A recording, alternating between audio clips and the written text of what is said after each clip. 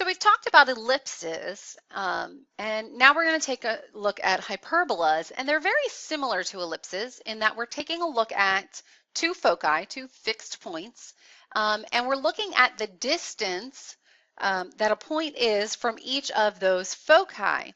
Now with ellipses, we added those distances.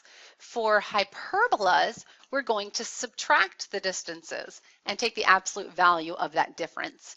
So any point along these two branches, that's what we call these curved parts. So any point along here, if you take a look at the distance from that point to one of the foci and subtract it from the distance to the other foci, or focus, I mean, and then you take the absolute value, that number is always going to be the same. Okay, so that difference will always, the absolute value of that difference will always be the same. Okay, we have a line that connects the two foci, and where that line intersects with the two branches, those are where the vertices are. Okay, and so those are the two vertices, and that line segment that connects the two vertices, it's a piece of the line that is vertical there. That line segment is called the transverse axis. So let's come down here to the next diagram and take a look at that. So we have that transverse axis that's between the two vertices, and halfway in between, the midpoint there is called the center. Okay, so the center is the midpoint of the transverse axis. Now your transverse axis can be vertical, like we see here in this diagram, or it can be horizontal, and we'll take a look at that in a minute. And something else that we need to know is that A represents the distance the center is from each vertex, okay? And then C is the distance that the center is from each focus. Okay, so that's going to be important when we're taking a look at the equation for the hyperbola. All right, so now let's take a look at the standard form of the equation of a hyperbola. So just like with ellipses and circles, we have a center, and I think that got cut off in printing there, so that should say center. And that center is HK, just like in circles, just like in ellipses. Okay, and so we still have that same piece. We have the x minus h squared and the y minus k squared. The difference here with hyperbolas that we didn't have with ellipses is we are subtracting. Okay, so remember that hyperbolas is the difference of those distances. So in our equation, it's going to be a difference, not a sum, of the x minus h quantity squared and the y minus k quantity squared. Now, depending on which variable comes first, the y or the x, which one is being subtracted from which, tells you whether you have a horizontal. So if it starts with x, we have a horizontal transversal axis. And if it starts with y, we have a vertical transverse axis. So if we look at the previous problem, or the previous diagram that we just looked at, that would be one that starts with y minus k quantity squared. Okay, and then also remember that we talked about A is the distance between the center and the vertices, and then C is the distance from the foci and the center. And so we also know that c squared equals a squared plus b squared. So that's another difference from our ellipses. Remember that with ellipses, it was a squared minus b squared. And in hyperbolas, it's plus. Okay? And then we can see that if we have the center at the origin, we just don't have the h and the k anymore. So here are the two diagrams for each of the two types of hyperbolas that you can have. Notice that the first one starts with x minus h quantity squared. So it's a horizontal transverse axis. And so your branches are going to the left and the right. In the second one, we start with y minus k quantity squared. So we have a vertical transverse axis. And so our branches are going up and down.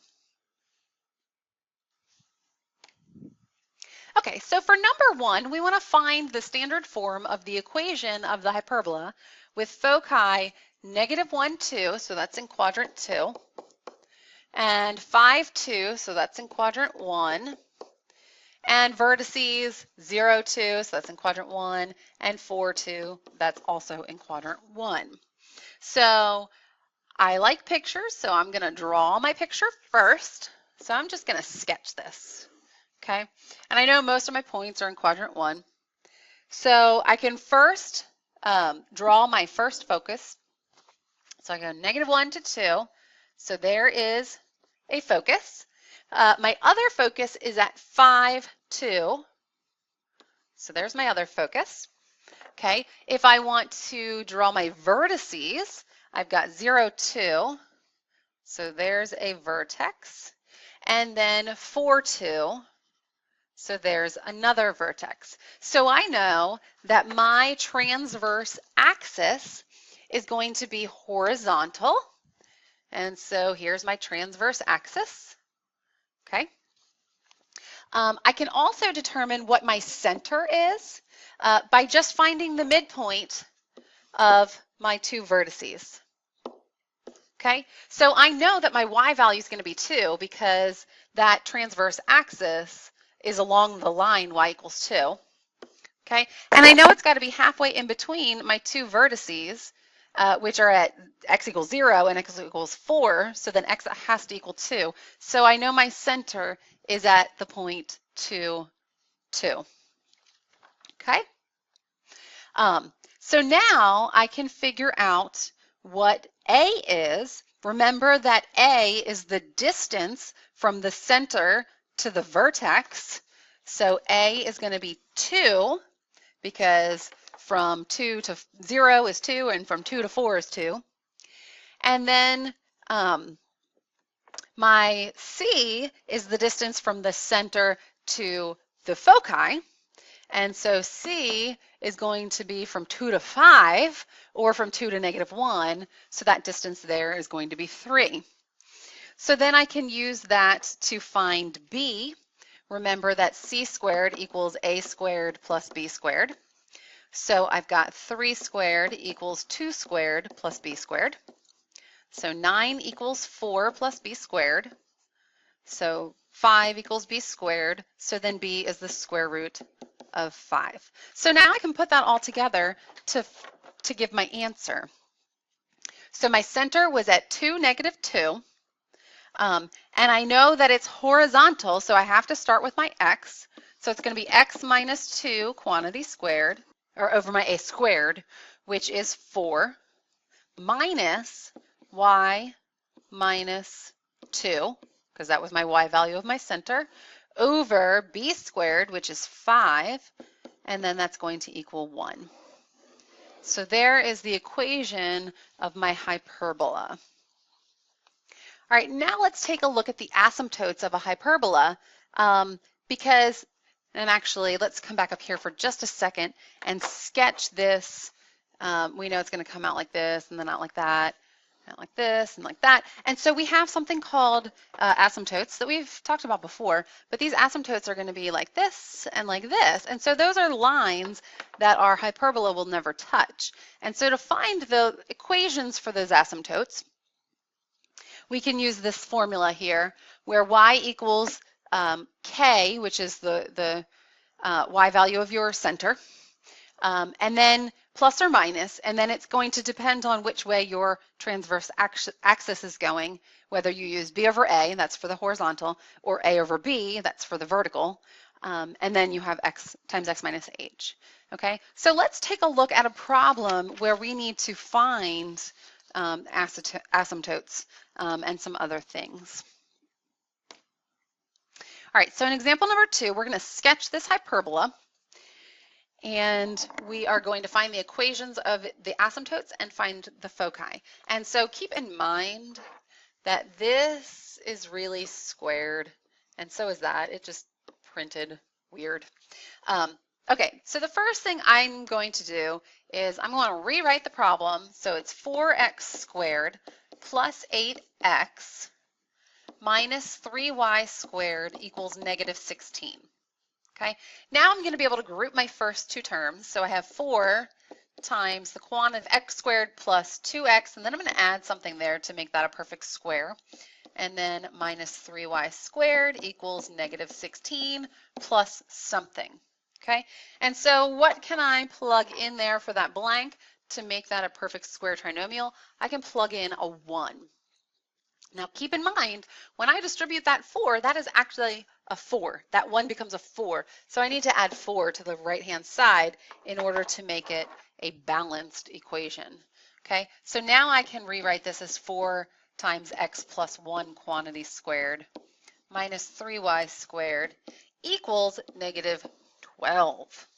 Okay, so now what I can do is, we know that 4 and 3 are factors of 12, so we can divide the entire equation by 12. So I'm going to take each term and divide, by negative 12, because I want that to be a positive 1 on the right-hand side. So I get x plus 1 quantity squared, oh, that is ugly. So I get x plus 1 quantity squared over negative 3 plus y squared over 4 equals 1. Well, I don't really want that negative there, so I'm going to rewrite this so that it's y squared over 4 minus x plus 1 quantity squared over 3 equals 1. Now that tells me, since I'm starting with my y squared, that I'm going to have a vertical transverse axis.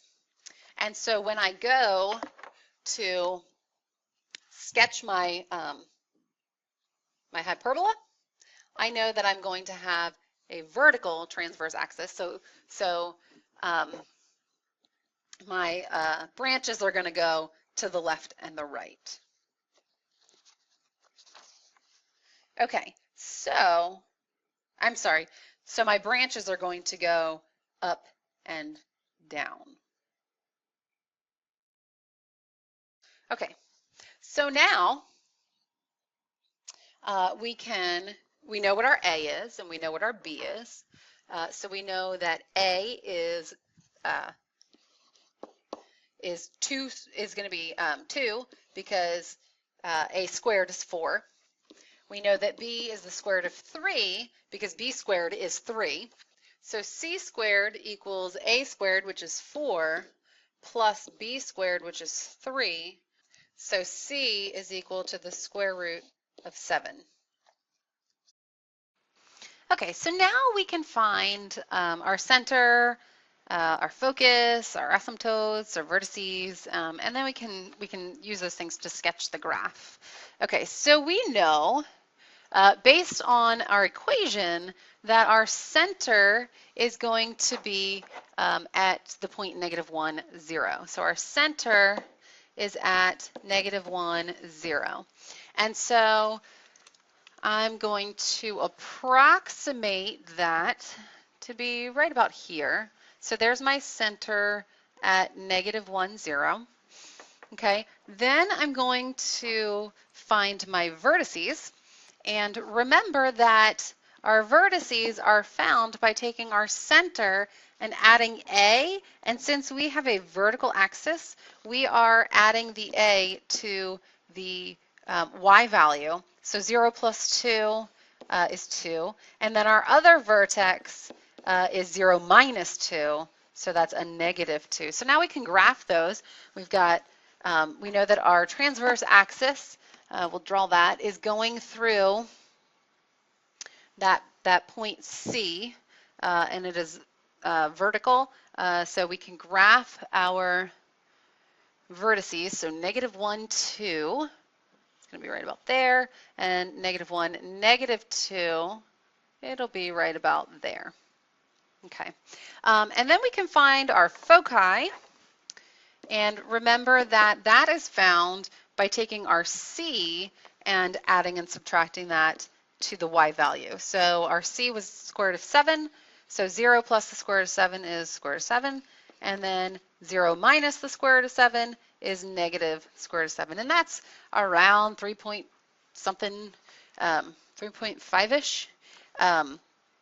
So we can go ahead and graph that, and so the foci are going to be somewhere around here and about there. Okay. And so now we have those points plotted. Now we can find our asymptotes. Okay, and we are going to do that by using our formula. And we have y equals k plus or minus, and in this case, it's a over b because we have a vertical transverse axis. And so then it's just a matter of plugging in those values. So the k value is just 0, so we don't really need to put that in there. Plus or minus 2, which was a, over b, which was the square root of 3, all times x minus -1, so that's going to be x plus 1. Okay, and so that is the equation. And if you rationalize that 3, or the square root of 3, then we get 2 square root of 3 over 3 times x plus 1. All right, so now we can graph those two asymptotes. And so if we distribute the positive 2 square root of 3 over 3, that's going to give us a y-intercept that is right about here. And if we distribute the negative 2 square root of 3 over 3, actually that's the negative. If we do the positive, then that's going to be a y-intercept right about there. Now keep in mind that your asymptote will go through the center, and so we can graph those asymptotes by drawing a line that's going to go through both of those points.